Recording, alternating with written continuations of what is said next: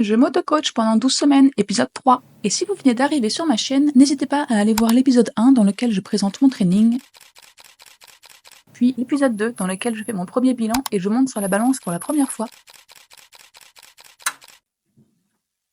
Et si l'épisode vous a plu, n'hésitez pas à liker, à laisser un commentaire appréciatif ou à vous abonner. Je suis très consciente que cela me donne l'air de quémander, mais vous le savez certainement, notre contenu n'est pas forcément mis en valeur. Sauf quand vous nous laissez un like ou un commentaire, donc n'hésitez pas à laisser un like ou un commentaire sur mes plateformes YouTube et Instagram. Ça met mon contenu en avant auprès d'autres personnes. Un grand merci par avance pour votre support et merci de m'avoir laissé faire l'aumône. Avant de passer à la suite, j'avais envie de partager rapidement avec vous ce que j'ai publié dernièrement sur le blog et sur Instagram. Si vous me suivez déjà là-bas, vous avez peut-être vu passer mes dernières vidéos et mes derniers articles. J'ai notamment publié une série d'articles sur les micronutriments dont nos corps ont le plus besoin durant les 4 phases du cycle menstruel. Et puis je vous propose aussi sur mon blog toute une semaine d'idées repas boostés aux protéines. Et sur Instagram, j'ai publié dernièrement un réel dans lequel je partage ma philosophie du fitness. Et pour ceux qui ne me suivent pas encore sur Instagram ou qui n'ont encore jamais mis un pied sur le blog, c'est peut-être le bon moment de s'y mettre. Surtout si, comme beaucoup de femmes, vous avez un système digestif sensible, car les articles à venir vont se focaliser sur ce système de notre corps, et bien évidemment, je donnerai également beaucoup de conseils pour prendre soin de son système digestif. Alors restez connectés. Alors, mon objectif avec ces 12 semaines de coaching, il est double. D'une part, je souhaite renforcer ma discipline et éviter d'avoir recours aux excuses pour faire péter les séances de sport. D'autre part, j'aimerais vraiment ressortir de ces 12 semaines avec une meilleure résistance à l'effort. Voilà, donc pour moi, ce coaching, c'est pas juste un programme, c'est vraiment une façon de remettre le sport au centre de ma vie. Je sais qu'il a toujours été là, le sport, mais que petit à petit, d'autres priorités ont pris le dessus et qu'il a fallu faire des choix dans les urgences et les choses importantes à gérer. Je suis vraiment pas la seule, je pense que ça vous parle aussi. En tout cas, aujourd'hui, j'ai décidé de le replacer au centre de ma vie et pour être honnête, je ne sais pas du tout comment je vais y arriver. Pour le premier objectif, c'est quelque chose qui va être très dur, je le sais, car ce qui m'a amené à faire sauter les séances de sport est toujours présent dans ma vie. Le fait est que j'ai une activité salariée qui est extrêmement prenante. Je travaille un nombre considérable d'heures par semaine et ça me vide de mon énergie mentale, nerveuse et physique à peine la journée commencée. Quant à mon second objectif, j'aimerais vraiment refaire des séances où je tape des séries longues et intenses, ce qui ne m'est vraiment plus arrivé depuis quelques années car j'en suis tout simplement incapable. En fait, je pense que ma résistance à l'effort et à l'intensité est très liée à ma situation professionnelle, mais elle est quand même aussi liée à mon alimentation, à ma récupération et à ma supplémentation, et sur ça, j'ai le contrôle. Du coup, dernièrement, j'ai vraiment travaillé sur mon sommeil. D'ailleurs, c'est toujours un chantier, mais j'essaie de travailler sur ce qui est à ma portée. Par exemple, en ce moment, j'essaie de me remettre à la lecture une fois dans le lit, plutôt que de scroller sans but sur les réseaux. Et puis, côté nutrition, j'ai aussi travaillé sur ma supplémentation. J'ai fait récemment une cure de certains compléments spécifiques, comme le CoQ10, la taurine et la glycine, pour travailler sur mes mitochondries, et je vois vraiment une nette différence. Alors, je pense que ça et mes efforts sur le sommeil, ça a payé. Bref, en tous les cas, j'avance jour après jour, semaine après semaine. C'est vraiment pas évident. D'ailleurs, les mauvaises habitudes sont tenaces et même moi, j'ai vraiment besoin de travailler très fort pour reprogrammer mon cerveau dans certains schémas de pensée. Je sais que j'ai de la rigueur, je sais que j'ai de la discipline, car j'en donne d'ailleurs beaucoup aux autres et notamment au travail. Mais maintenant, il est vraiment temps pour moi de mettre ma rigueur et ma discipline à mon propre service. Côté nutrition, c'est pas vraiment un axe de travail. Je connais mes besoins caloriques, je connais la répartition des macros qui me convient le mieux. Je sais aussi combien de repas je dois faire pour soutenir mes dépenses énergétiques quotidiennes. Bref, c'est vraiment pas un sujet pour moi. Ma seule difficulté, elle est vraiment mineure, c'est de manger assez, parce que parfois j'ai pas d'appétit et donc j'ai tendance à sauter des repas ou alors à réduire les quantités. D'ailleurs, si vous voulez vous aussi vous sentir en contrôle de votre alimentation, j'ai mis à jour mon e-book Comprendre et maîtriser ses besoins énergétiques. C'est vraiment pour moi une ressource hyper pratique à avoir si vous voulez vraiment arrêter de tâtonner, si vous voulez vraiment comprendre quels sont vos besoins énergétiques, si vous voulez les calculer et si vous voulez savoir à construire votre propre plan alimentaire. Donc n'hésitez pas à vous le procurer, il est dispo sur mon site web. D'ailleurs, une des clés pour avoir son alimentation sous contrôle, c'est le meal prep. Et justement, cette semaine, comme chaque semaine, j'ai fait du meal prep. Qu'est-ce que le meal prep? Alors le meal prep, c'est une façon de préparer vos repas à l'avance et sans abuser. Je trouve que cela sauve vos journées et vous garantit de respecter votre plan alimentaire. L'idée, c'est de préparer vos repas de la semaine à l'avance et vous pouvez soit attendre le jour J pour assembler vos protéines, glucides, fibres et lipides, ou alors vous pouvez aussi déjà assembler vos repas dans des boîtes qu'il n'y aura plus qu'à prendre et à faire réchauffer. Moi, je fais les deux. Je prépare à l'avance tous mes repas du midi dans des tupperwares pour les jours allant du lundi au vendredi. Je fais pareil pour les snacks de l'après-midi. En ce moment, j'ai une recette de gaufres protéinées qui me convient bien. Tandis que pour les repas du soir, je prépare à l'avance les glucides et les fibres, généralement pour 2 à 3 jours, tandis que les protéines sont préparées chaque soir. Je vais répondre à certaines inquiétudes que j'entends souvent. Non, mes tupperwares ne tournent pas. Et non, je ne me lasse pas de manger souvent la même chose. D'ailleurs, pour ce dernier point, je pense que c'est aussi le fruit d'un travail sur ma relation avec la nourriture de plusieurs années. Ça va faire bientôt plus de 10 ans maintenant que j'ai repris mon alimentation en main. Et dorénavant, je vois plus les aliments comme une source d'énergie, de saveur, de santé que d'appétence. Et non, ce que je mange n'est pas dénué de saveur, au contraire. D'ailleurs, si vous osiez tenter, vous seriez convaincu également. Eh bien, découvrons ça ensemble. Alors le matin, c'est sucré-salé. Pour le côté salé, je me prépare une omelette avec 2 œufs et du blanc d'œuf. J'y ajoute aussi de la roquette ou alors des champignons aussi quand j'en ai. Et pour le sucré, tout simplement, je prends souvent des céréales. Et j'ajoute de temps en temps des fruits surgelés que j'ai laissé décongeler préalablement, souvent des fruits rouges ou de la mangue. Pourquoi ce choix? Eh bien parce que pour moi, les protéines le matin, c'est essentiel. Elles activent la noradrénaline et la dopamine, ce sont 2 molécules qui donnent de l'énergie et de la motivation. Bref, pour moi, ça change tout.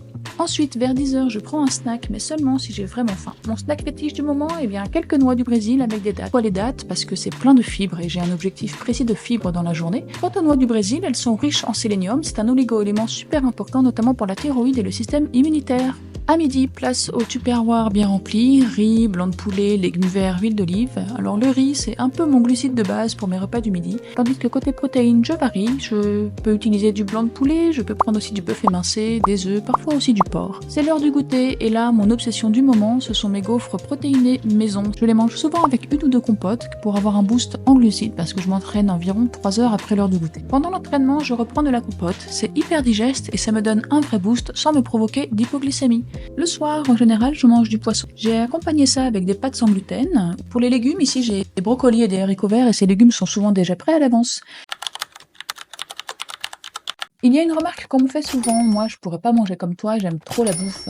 Mais les gars, moi aussi j'aime trop la bouffe et je peux vous dire que tous les pratiquants de muscu kiffent manger et bien manger. La différence c'est qu'on a appris à faire de la bouffe un allié et pas un frein. On l'utilise pour ses saveurs, ouais, mais aussi pour l'énergie, les micronutriments et les aspects santé. Pour ce qui me concerne et ce qui concerne mes clientes, je crée mes menus et je crée leurs menus à partir de toute une base de données d'ingrédients. C'est ultra organisé par nutriments et je peux faire mes équivalences en un clin d'œil. L'objectif avec les clientes c'est qu'elles sachent utiliser cette base de données toutes seules, comme ça elles peuvent faire elles-mêmes leurs équivalences dans le cadre de leur plan alimentaire. Pour ce qui me concerne aujourd'hui, je dirais que je n'ai même plus besoin du tableau, puisque je sais faire mes équivalences de tête. Ça, c'est à force d'avoir pesé mes ingrédients pendant de nombreuses années. Je n'ai plus besoin de balance aujourd'hui pour connaître le poids calorique de chaque ingrédient. Je reconnais ce n'est pas ultra parfait, mais c'est largement suffisant pour mon objectif actuel qui est de pratiquer un bodybuilding lifestyle. Mais après, c'est vrai que si j'étais en sèche ou en prise de masse, là oui, je pèserais tout et je suivrais mes macros au gramme près. Sans transition, on passe au bilan de la semaine. Comme d'habitude, je vous montre 2 vidéos, une en pose naturelle et une en pose bodybuilding.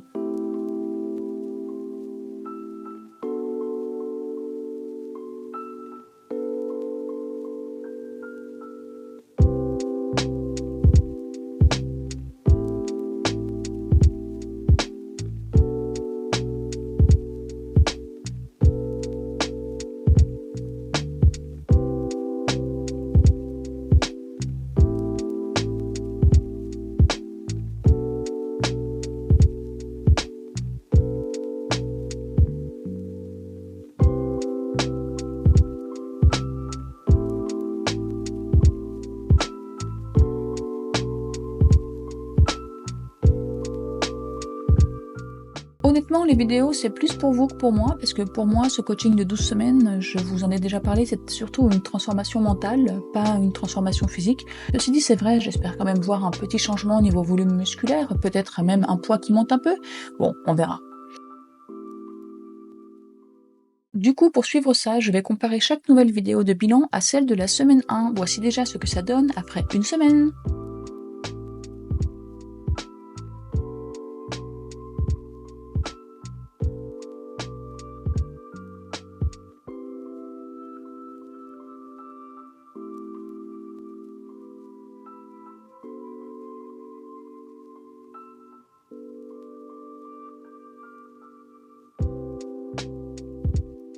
Petite note, je ne le répéterai jamais assez, mais le physique peut changer du jour au lendemain, ça dépend de ce qu'on a mangé, bu, ça dépend aussi de notre transit, de notre sommeil. Donc ces images-là, moi, je sais les prendre avec du recul. Dans mon bilan cette semaine, j'ai 3 points positifs. D'une part, mon sommeil s'est amélioré en durée et en qualité. D'autre part, j'ai bu environ 2,5 litres, voire 3 litres d'eau par jour, ce qui est un peu plus que la recommandation de ma coach, et c'est très bien. Et ensuite, j'ai dû réaliser à peu près 80-90% de mes entraînements, donc c'est une grosse fierté puisque ce n'était pas non plus très évident côté professionnel. Donc, je suis plutôt contente. Résultat, ma coach valide. On ne change rien cette semaine, on continue sur la lancée et notre objectif, c'est de garder le cap sur le sommeil, sur la consommation d'eau et bien sûr sur le training.